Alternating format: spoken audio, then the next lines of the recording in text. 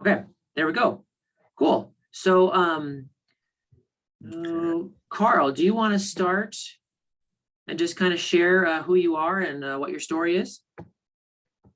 Oh, I'm just a guy with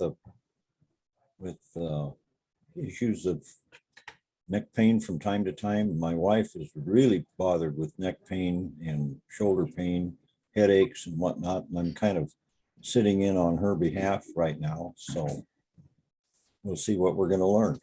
Okay, so you get to take notes and tell her what you learned today, huh? Oh, yeah. Sounds good. All right, Nels, over to you, sir. Nels Nelson, all the way from Boston, Massachusetts. I'm 72 years old, retired for 7 years. And again, as Luke said, things have just kind of caught up with me. I don't know how I originally got in contact with Luke, but I think it was just through an email. And I've downloaded some of his programs, and I've just been, I have 2 other people that I do, but nothing compares to the stuff I get from Luke in terms of just basic, simple, usable material. So I've got a lot of stuff that I've downloaded from him. My issues are, again, shoulder and neck, and I'm getting the headaches.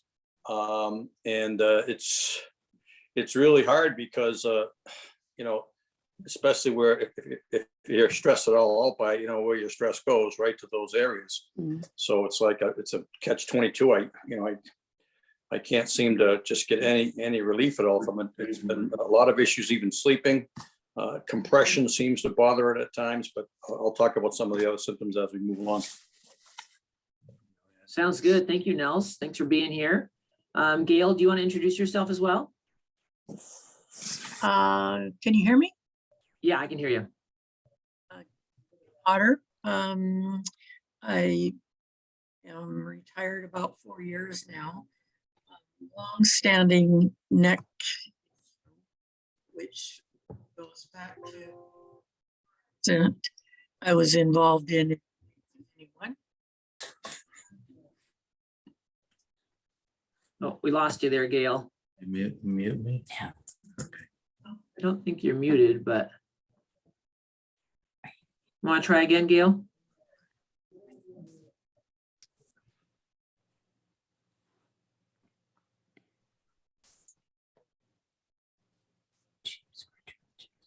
I think there might be an issue with your computer. Gail, let's try to come back to you if that's okay. Okay. Next on my screen is Joanne. Tell him. Actually, I'm not Joanne. I'm Richard. I figured that. Can you hear me? Yep. We're trying to change this. There you go. Okay. There we go. All right, Richard. Yeah. So give us a little bit of background if you don't mind, Richard. Okay. I had an MRI done on my wrist on the 2nd of February. And while I was in the tube, somehow I seriously injured my neck.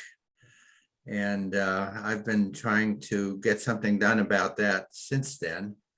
And we're still not quite at the point with the practice that's either sent me there or that is my primary. There are 2 different practices where I've had an MRI. So I'm not exactly sure what's going on with the neck, but I did have about 50 million x-rays. And it seems like one of my discs has slipped out of position and is no longer directly above the other one, but is sliding forward.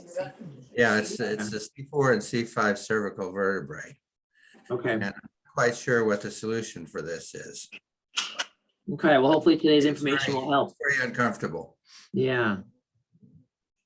Okay, let's skip Marie. I think she just kind of got out of the screen there for a second. We'll go over to Terry. Oh, sorry, there's Marie. Yeah, Go ahead, Marie. I'm sorry. I'm going to have to leave for a minute to take care of my husband, but I'll tell you, okay, this is Marie, and I'm doing this because of my husband's neck pain, which has been Right. ongoing for quite some time. And I will be right back. Okay. I'll go thanks, ahead Marie. and close myself off. Okay. Terry, do you want to go next? Sure. I've just suffered from neck and shoulder pain. I know I have some issues, but they're nothing that I don't want to surgically repair.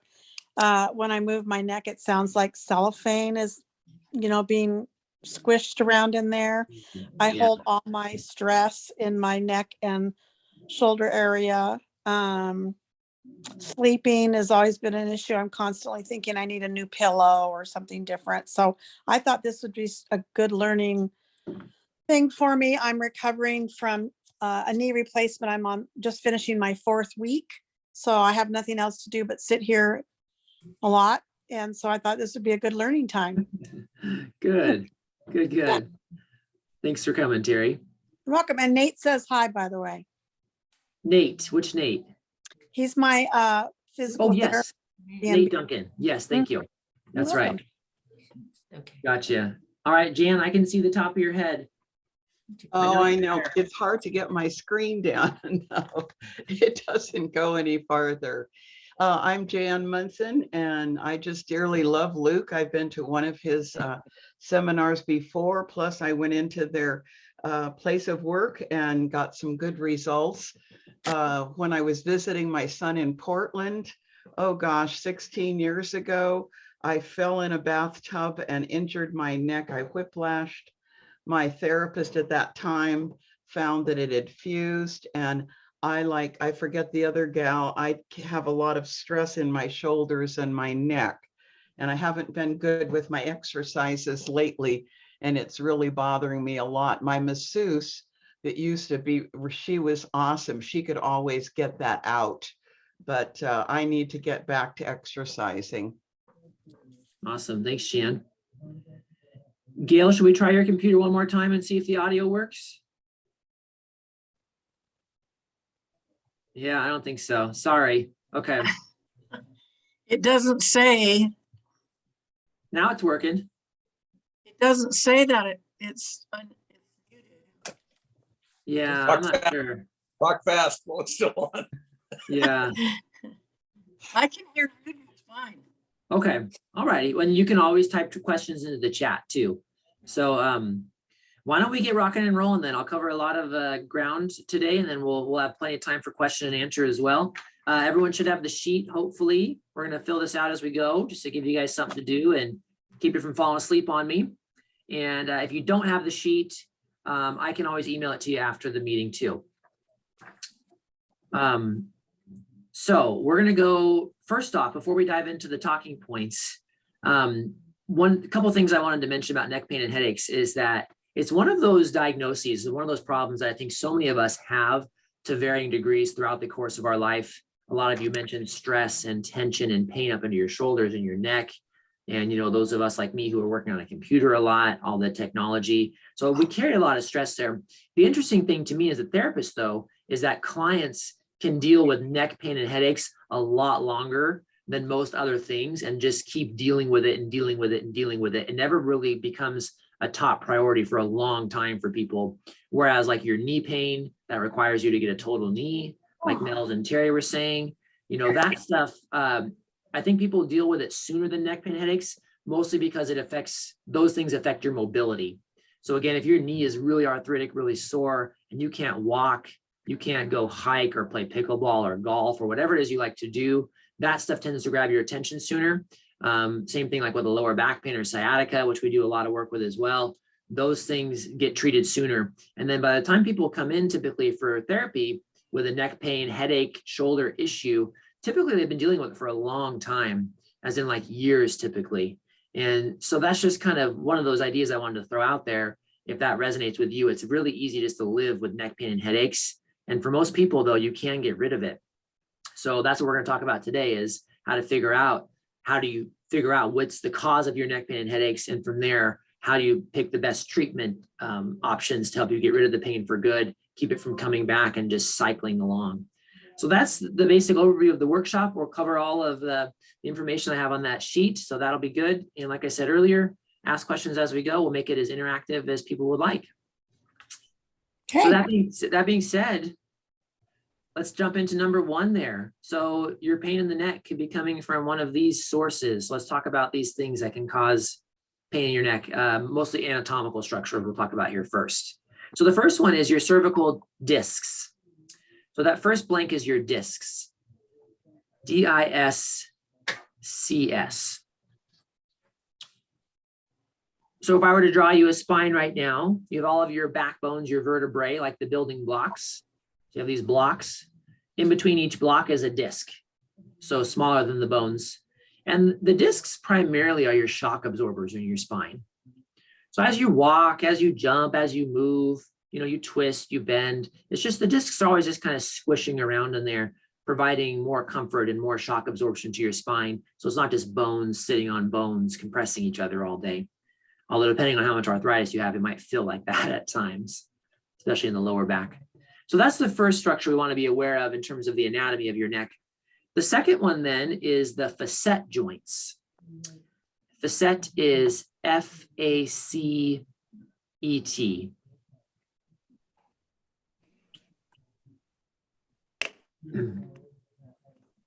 So your facet joints.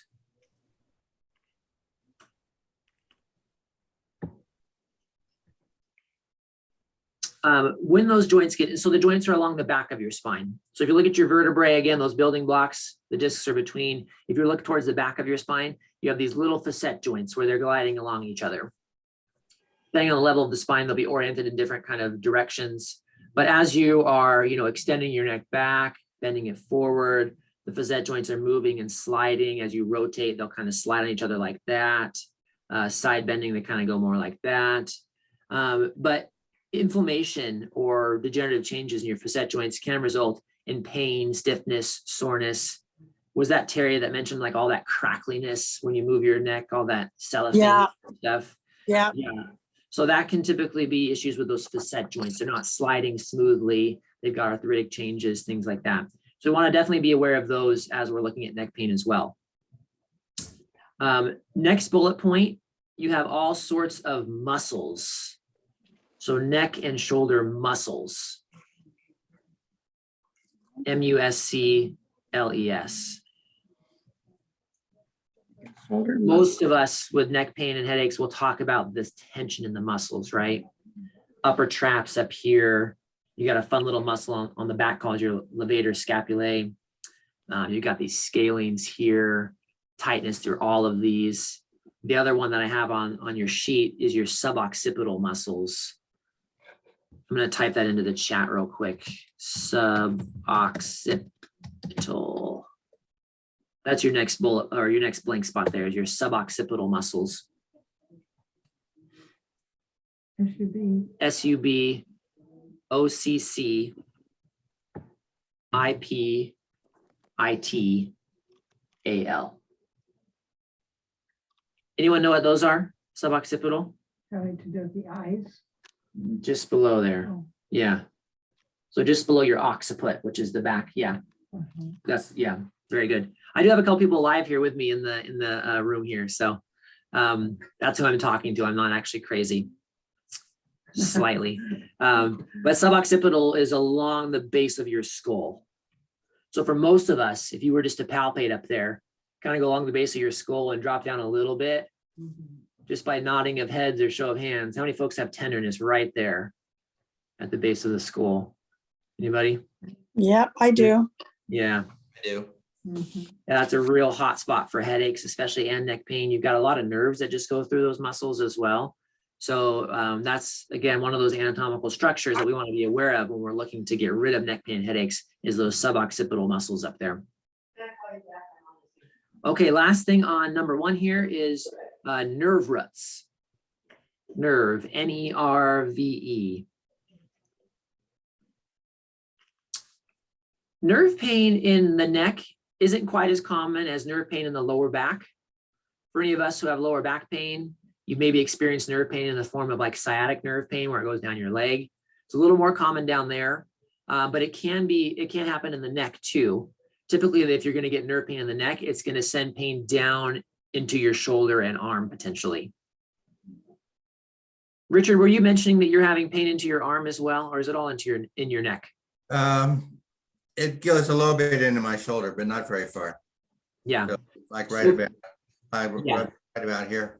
Yeah, so it can radiate here. It can kind of go down into your shoulder blade, down the arm, depending on which nerve root's being compressed. Yeah. So again, not as common as lower back nerve root compression, but still something that we just want to be aware of when it comes to all these different things that could be causing your neck pain and headaches. Okay, any questions on number 1 there? the pain in the neck section. What was the cervical blank? What was that answer? The very first one? The discs. Oh, disc. Okay. Yeah. Thank you. You're welcome. Yeah. DISCS. Okay.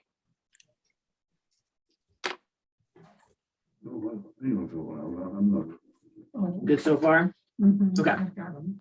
Good. Let's go to number 2 then, and we'll just kind of keep cruising here. So now that we know a little bit more about those structures that can be involved with neck pain, let's talk about clinically what I see as the 4 most common causes of neck pain. So the first one on your sheet there is postural strain.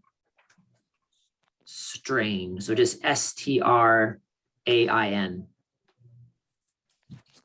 Anybody on today's call have good posture? I'm working on Probably it. not. Like this? Yeah. So postural strain results in a lot of tension through the neck, all these muscles we just talked about. And basically with postural strain, what'll happen, let's say my posture starts to round forward, kind of slouch forward. Like I said, I work on my computer quite a bit. I sit more than I should. I'm standing right now, which is great. But that forward head posture happens where your head just kind of starts to slide forward. And then what inevitably happens with those postural changes is that certain muscles become shorter and certain muscles become longer. Either of those two things can cause pain. For most of us, it's those muscles that get short that are really causing pain though. That's where you get the tension, the knots. You know, Jan said her massage therapist can usually kind of break through some of that stuff that's been accumulating. So postural strain is a big underlying cause of neck pain and headaches for people. It's not the only thing typically affecting people, but as we're working with clients and we're getting rid of the pain for them and working on those muscles and the joints, relieving tension, then we've got to help them improve their posture to keep it from coming back. So postural strain is the very, very common cause of neck pain. As you can imagine, that happens gradually over time. So that's number 1. Another common one that we see will be those acceleration injuries, which typically we're calling those whiplash. So whiplash is the second bullet point there. Not as common as the first one. Obviously, whiplash means that you had a fall and your head whipped back suddenly, or for most people, it's a car accident, auto injury. Along with whiplash, of course, you can get a whole host of symptoms, which are listed on your sheet there. Headaches, fatigue, vertigo, difficulty with concentration, sensitivity to light and noise, stuff like that. So that's number 2. Number 3 then, which is going to be very common for a lot of us, is degenerative changes. Oh, yes. Yeah. Yep. Anyone here with an X-ray should know all what I'm talking about here. Degenerative changes. You get all Old sorts of age. fun words, right? Oh, old age, yeah, wear and tear, basketball, concrete floors, Costco. Soccer, you get- skiing. All those, yes, you name it. So you get various types of degenerative changes in your neck and your spine in general. You can get DJD, degenerative joint disease, which is going to affect those facet joints.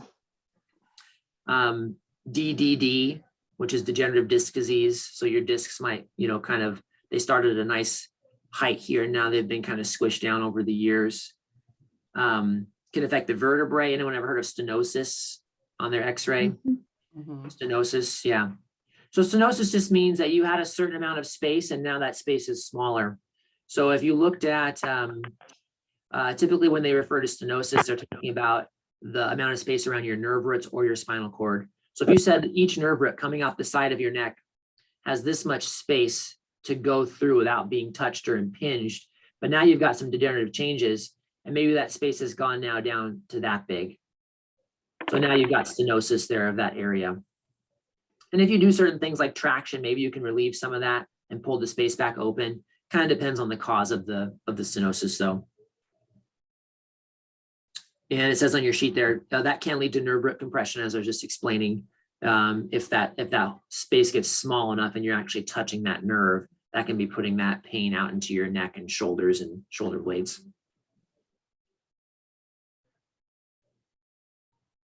Good question I get too is if people have an X-ray and they say, hey, Luke, my X-ray says I've got arthritis I've got degenerative facets, I've got degenerative discs, I've got other fancy names for degeneration.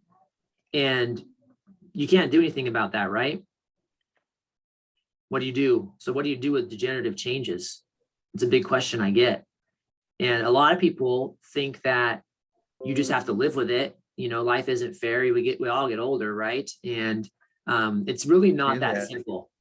Yeah, not that true that yes, you can't do anything about, I can't change the results of your x-ray, but can I still improve your pain? That's the real question I think people want to know. If I can't change the fact that I have some degenerative joints or discs, can I still feel better? You know, that's really the question I think people are wanting to know. I'll probably save that discussion for a little bit later on in the presentation, but overall, yes, we can still have a positive impact on people's pain. So we'll get to that though. Last common cause of neck pain and headaches is underlying shoulder issues. Shoulder. Such as a rotator cuff irritation or a tear or something like that. For those of you who read my articles in the newspaper, have you guys seen the one on shoulder pain causing neck pain? Yes. Yeah, so it's fascinating. If you look at your shoulder and your shoulder blade, they're so interconnected, the two. Lots of muscles going from your shoulder blade up to your neck and then up to your upper spine as well. So if you can imagine, I've got a right shoulder issue and I'm having a hard time, using my arm. I can't reach very smoothly anymore. What happens over time is I start to change my movement patterns. I start to recruit different muscles. A lot of times upper trap muscle, which as I'm pushing on it hurts today. I was lifting concrete yesterday. But so any changes to your shoulder mechanics, you're overusing certain muscles because your rotator cuff is weak and painful. That can have a direct impact on your neck because those muscles, many of them are connecting. So it's really important that if you've struggled with neck pain and headaches and haven't had the best relief, or maybe you've just had temporary relief, but it always comes back, it's really important to take a closer look at your shoulder too and make sure that that's not one of the underlying causes of your pain. Because if it is, and you keep getting temporary pain relief, you need to treat the underlying cause too. Luke, I've had an issue where I've had the knees and the hips and the shoulder, and I didn't want to do the shoulder, so I wanted to do preventive stuff so I could do it. But I'm every time I do it, I seem to irritate something in my neck. And so it's like I'm trying to help one and hurting another. So I really am nervous that this is going to be one of these is going to be the next, but I can't do any exercises because I feel like I'm putting stress on the neck. Yeah, you're in a rough spot there then, because like you said, you're trying to improve this, but it hurts that. So what I would say, Nels, is do you have a therapist you like over in Boston now? Excellent. Spalding Rehab. Yeah. He's the best. Talk to your therapist and say, hey, here's my problem. Every time I try to do this, it flares up this. So can they help you navigate that? Can they take down some of this pain? That way you can successfully work on your shoulders and not just keep flaring it up. Because this happens regularly. I mean, I'm starting to do some exercises for my neck and shoulders, and all of a sudden I'm getting dizzy. And I've never been dizzy before. I know it has to do something with the therapy, and I'm going to have to tell them that this afternoon. Yeah, let them know. If I like walking on eggs. I have no leeway at all. It's like Yeah. I can hurt myself doing the right exercise the wrong way. Never mind the wrong exercise. Yeah, it's not a fun spot to be where you feel like you want to improve this, but every time you do, you pay for it somewhere else. So yeah, definitely try to navigate that with your therapist if you can, Nels. Okay, so those are the top 4 causes that I see for neck pain and headaches. Any questions on those topics? I have one question. Sure. Can you tell me which papers have your articles in them? Because we only get the paper 3 days a week, and I don't recall having seen much by you. Oh, Wednesdays. Oh, okay. Wednesdays in the Northwest section. Ah, Yeah. yeah, we get the Northwest section. No, we do. It should be like the second section, I think. Talking about the local section, you're talking about the Daily Northwest section. Yeah, I think so. Yeah. Okay. Yeah. Look for my smiling face in there. Will do. Top left of my articles, which of course are actually advertisements, but I won't tell you that. Or review. Okay. Any other questions on the top 4 there?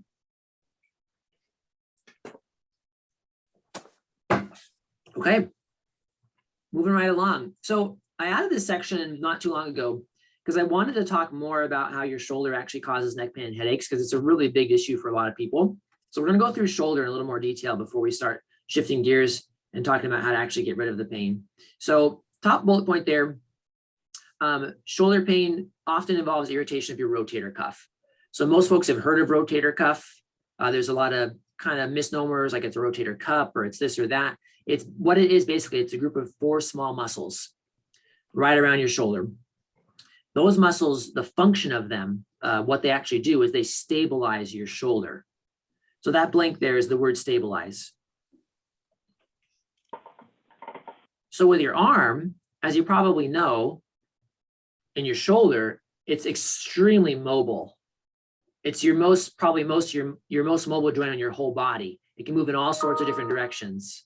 It can go forward and back. It can go side to side across your body. It can rotate, and you have a ton of motion there.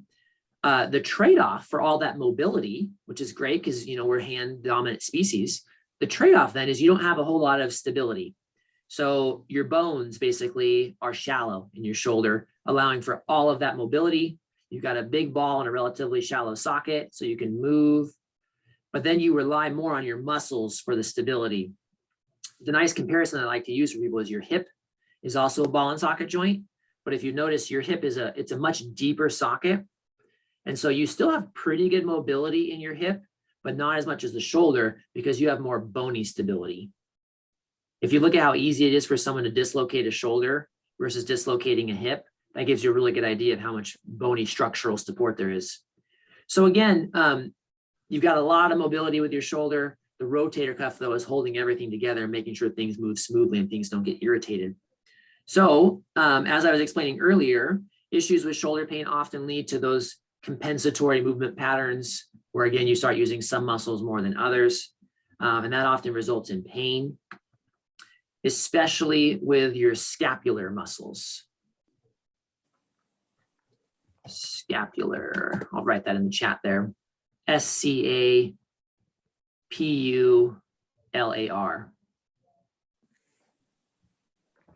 Scapular just means your shoulder blade. So again, as I was explaining earlier, all of those muscles that connect your shoulder blades up to your neck, those can get really irritated with shoulder pain.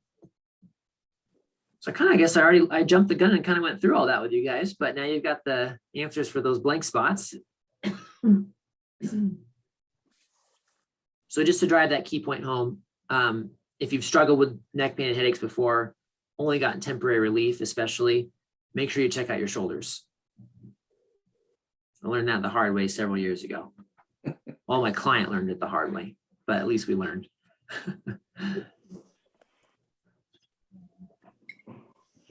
Okay, any more questions about causes of neck pain, shoulder pain before we start talking about solutions? I just wanted to ask one thing. I'm very curious, as most of the other people here.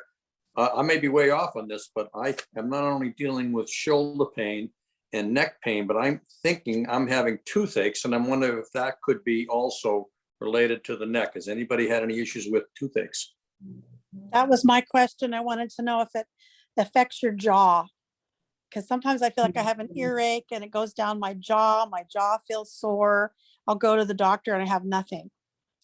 Yeah, good question. Anyone else have the same issue? Yeah, I have some jaw issues. Jaw issues, yeah. On occasion, I had it worse a few years ago and then sort of seemed to go away. But it's back now with the problem I have. Because Yeah. to me, it almost seems like they come in tandem. When I have the headache, I seem to also have the toothache at the Yeah. same time. Mm. I thought it was not my tooth, but my neck.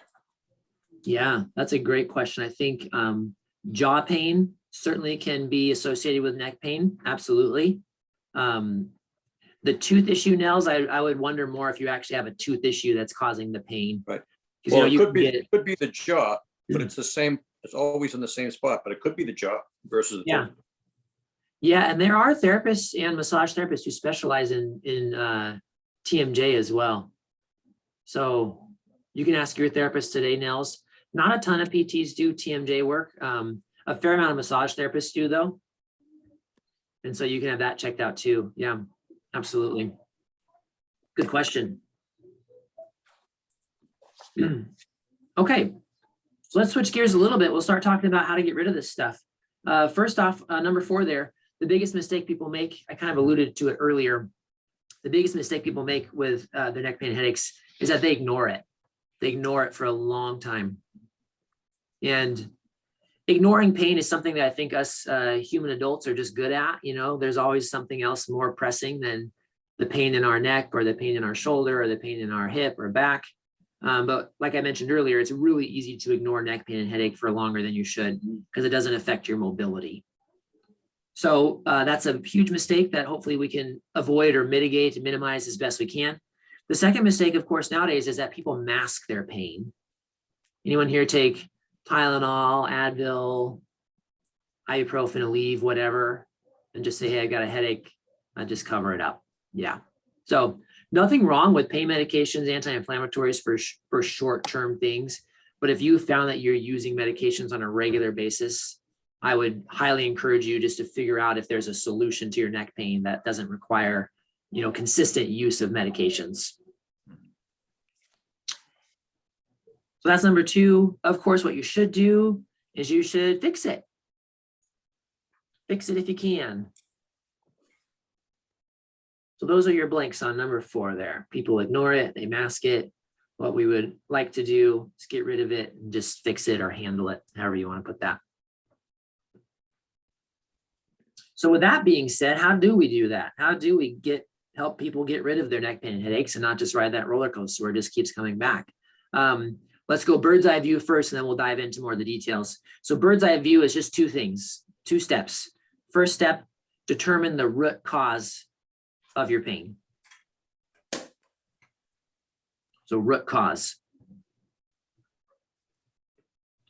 As we've been through on the worksheet, there's all sorts of things that could be causing your pain, right? Could be discs, could be joints, could be muscles, could be nerves, could be any combination of all those things. So that's step 1 though, is figure out, is it one of those things? Is it 2 or 3? Let's just figure out everything that's in play. Is the shoulder associated with it? Okay, let's get an idea of everything that's causing it. And then in step 2, what we'll do is we'll combine hands-on therapy. So hands-on is your blank spot there. Combine hands-on therapy with specific stretches and exercises. I really can't stress the importance of hands-on therapy enough, especially when it comes to neck pain and headaches. If you've ever been to a PT for your neck pain, headaches, and they just gave you exercises, that's not a great position to be in. Exercises and stretches will usually help you get the ball rolling. But if you've got issues with your facet joints, issues with these muscles, very, very unlikely that you're going to be able to stretch your way out of those issues. So again, I can't emphasize it enough. People need hands-on therapy. You need someone to help you take down the tension, move the joints. That's our next topic here. So again, just keep that in mind. If you've ever had therapy, especially physical therapy, and if you only gotten exercises, there's a better way, and you should definitely get a second opinion.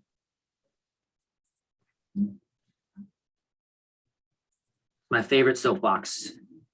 People going to PT for neck pain and headaches and not getting manual therapy, just getting an exercise program that quite honestly I would have given you for free over the phone. I think Carl is trying to reach you and he's muted. Oh, Carl, did you have a question there? I can unmute you. I think you have to unmute yourself though, actually.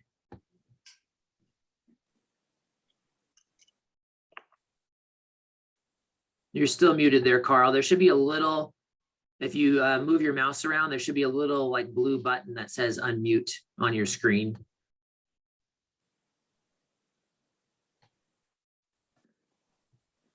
Now you should hear me. There we go.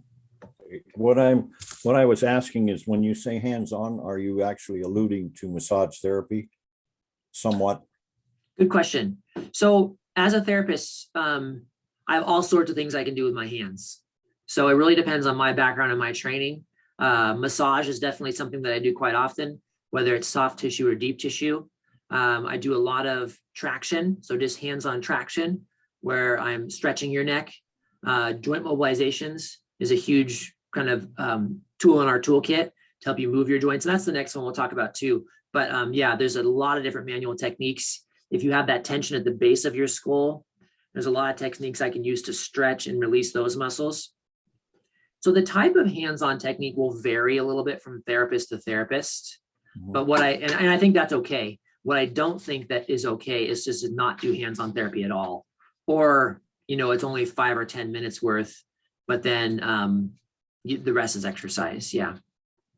Okay. Luke, when I had gone to a massage therapist regularly for a long time, and before I was really an incident, she was terrific. Deep tissue, and it hurt but helped, and it was great.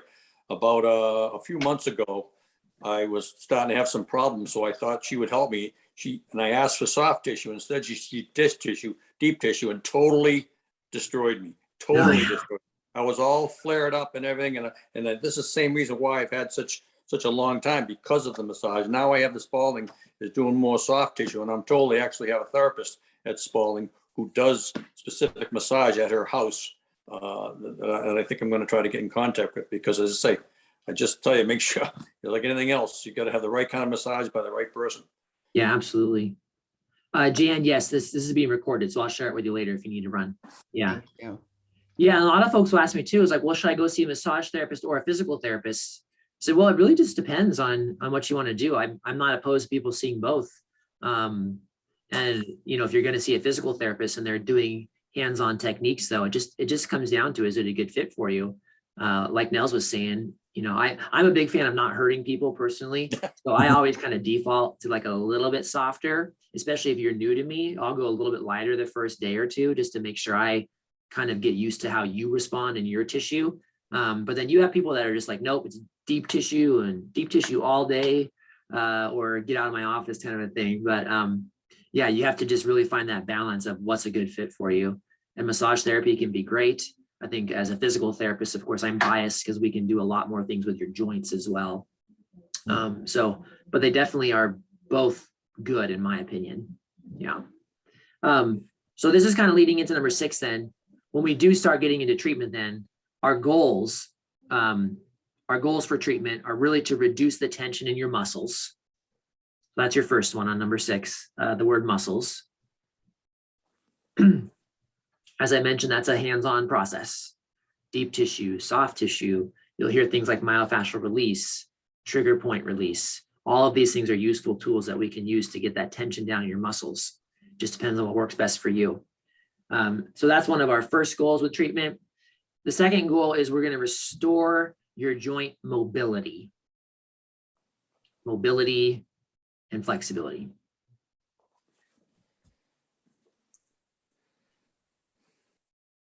So I mentioned earlier facet joints, and I kind of have my hands like this. You know, they want to slide, they want to glide in different directions. A lot of folks, especially if you find yourself like trying to do like a side bend and you get like stuck, like right there, that's your joints locking up, whereas you should be able to go way down. About a month or two ago, I crashed my snowboard right onto my face. And I immediately had like pretty severe neck pain, which is a bad sign because usually when you crash your snowboard, you hurt the next day. Mine hurt immediately. And it hurt even more the next day and more the next day. So I ended up getting some treatment. I actually did PTM massage. Finally, I bit the bullet. I tried to ignore it. I did try to mask it. I just told you guys not to do that, but do as I say, not as I do. But I literally could not move my head to the side farther than about that. And you could just feel that sharp pain right on the side of your neck. Those are your joints and they're just locking. And so it's not just muscles. You've got to release the muscles, but you also need those joints to slide. So that's my fun little story for you about snowboarding. I will try not to do that again. I was trying to follow my 10-year-old off this box and I just stuck to it. And anyhow, so that's one of your goals for treatment. The last goal, which I've mentioned so far too, is we do want to improve your posture. So posture is that last one.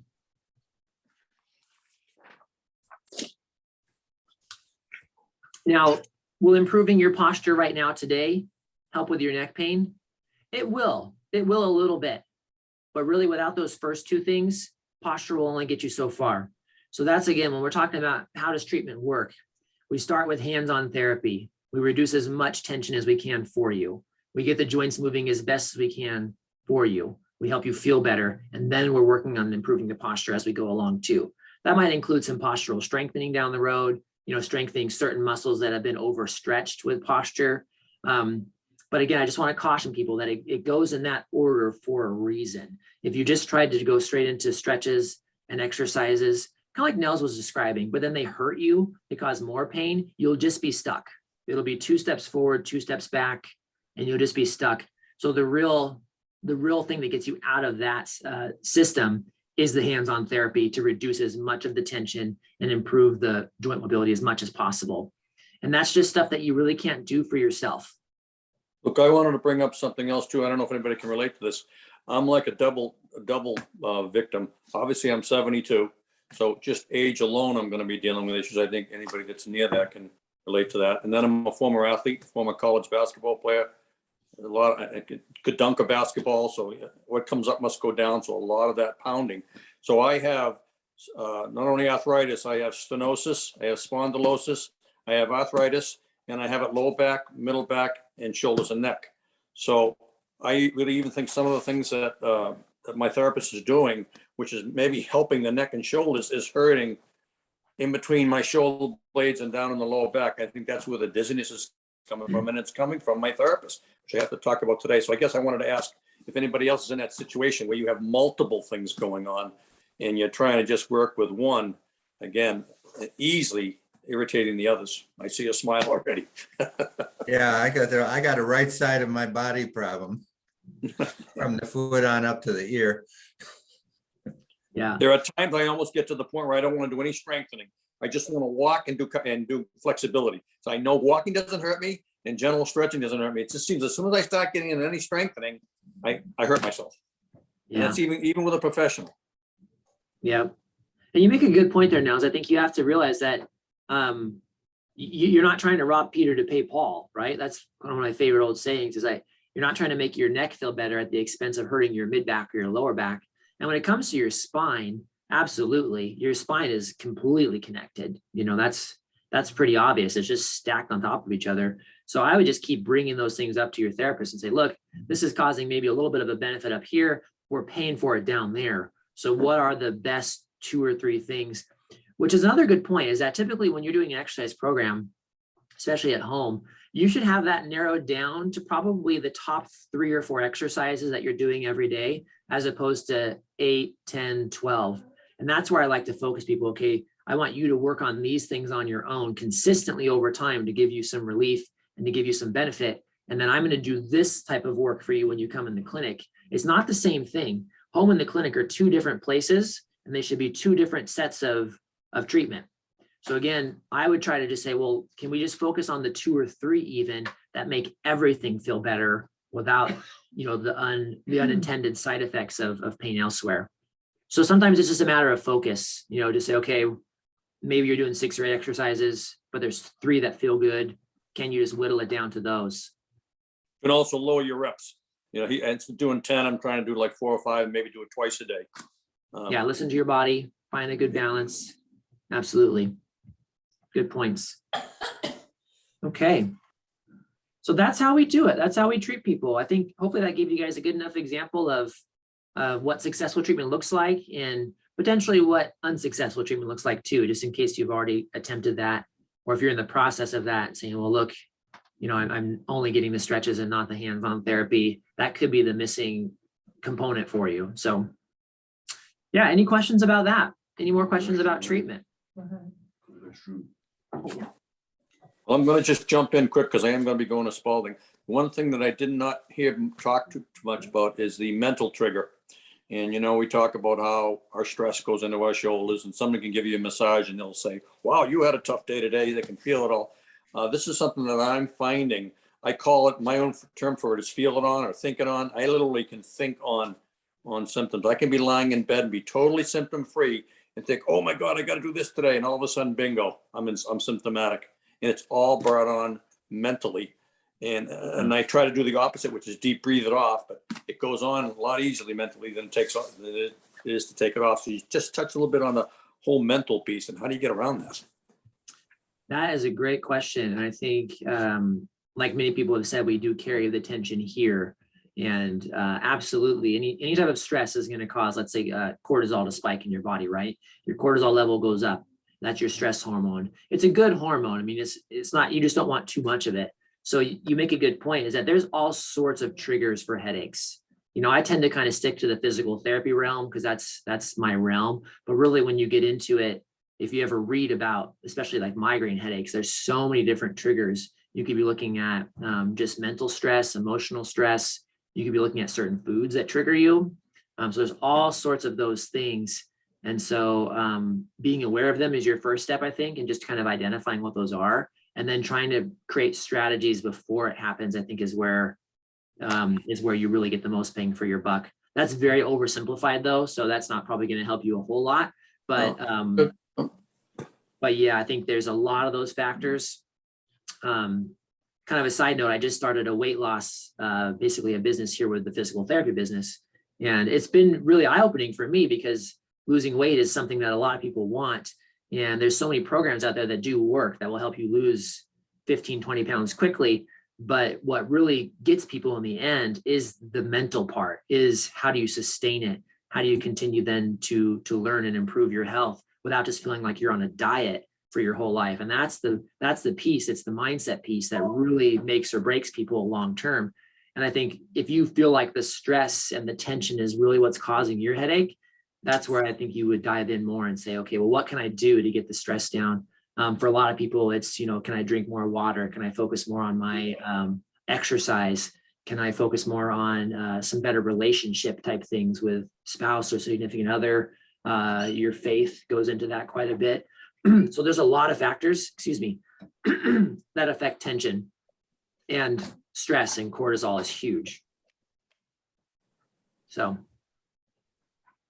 good points, Nels. You Bostonians. They say the most expensive real estate on the planet, right? Really? Do you know where it is? No. It's right here. Yeah. If you can make it out of here, Nels, you can make it anywhere. Yeah. Well, that's what I'm afraid. I'm going from knees to hip to shoulders. We're getting closer. Yeah. Yeah, they're coming up the Oh, chain. by the aren't way, they? another good thing, if you notice, I laugh a lot. Boy, if you can laugh a lot and Yeah. like to laugh, make people laugh, it's a medicine in and of itself. If I didn't laugh a lot and try to, I'd be so bad because I'm my worst enemy. I'm so hard on myself and all that. Yeah. A little less news, a little more laughter. Yeah. Words to live by. Exactly. Yep. All right. Well, let me do my last point here. And then if anyone has lingering questions, I'd be happy to stay on. What's next then? So hopefully you've learned some good information today. You feel a little bit more empowered in terms of what's causing your headaches, neck pain, and what you can do about it. Next up is that if you would like help with getting rid of your neck pain and headaches, I'm happy to offer you a free consultation with one of our physical therapists. We call these discovery visits, and we focus on two things. The first thing, like I mentioned in the workshop, is that we're going to focus on figuring out what is the root cause or causes of your neck pain and headaches. So we'll help you figure that out. And the second thing we help you figure out is, can we help you? So if we figure out, say, hey, your neck pain and headaches are caused by this, this, and this, can we help you relieve that? Are we confident that if you come to us and spend some time out of your day, you jump through all the hoops with your insurance and referrals, is it going to be worth your time? So that's why we've created those. So anyone here who is still on the fence about whether or not we can help them and would just like more information before they make that decision, we are happy to do that. A lot of our clients come to therapy that way, even if they've been directly referred from their doctor. Usually if they're not quite sure that we can help them, we'll just say, hey, start with a conversation with one of our PTs. They can tell you, and then you can feel good about making that decision. So again, if anyone wants to take advantage of that, you're more than welcome to just call the clinic anytime. They know exactly what you're talking about. You can go on the website if you'd rather and, kind of request a call through the website, or you can just send me an email and I'll set you up with one of the gals up front to do that. So that's a great option for anyone who wants some help. Last thing, of course, you're all welcome. I'm pretty communicable via email. So if you ever just have a question, you want to email me, I'm happy to respond. So those are your options. Luke, I'm still waiting for you to add the free airfare into the package. Free airfare. Yeah, I'm working on that. I don't think airfare has gotten cheaper lately though, Nels. Thank you so much. Yeah. Yeah, thank you very much. I'll be in touch Fabulous. with you once I get my MRI done. Sounds good. Sounds great. Are Thank these, you all for coming. And again, if you have any more questions, stick around and I'll be happy to answer them. are I want to these, say thank you, Luke. Oh, you're welcome, Marie. Thank you. Thank you. Bye, Nels. Thank you. I gotta leave. Go ahead, Carl. are these recordings accessible afterwards? Yes. Yeah, I'll record it and then I'll send it out on email. Do you get my emails, Carl? I do, yes. Okay, I'll send it out on email either later this week or on Sunday. No hurry. It would be neat to be able to go back and track what we've talked about. Absolutely. Is it in video form or in whatever? It'll be video. Cool. That'll be Yeah. great because I can Yeah. show this to my wife. Perfect. Yeah, it's been very informative. And the other Good. question I have is the rotator cuff basically what holds the shoulder together? The arm to the shoulder? No, it doesn't hold the shoulder together. That would be your ligaments and your capsule.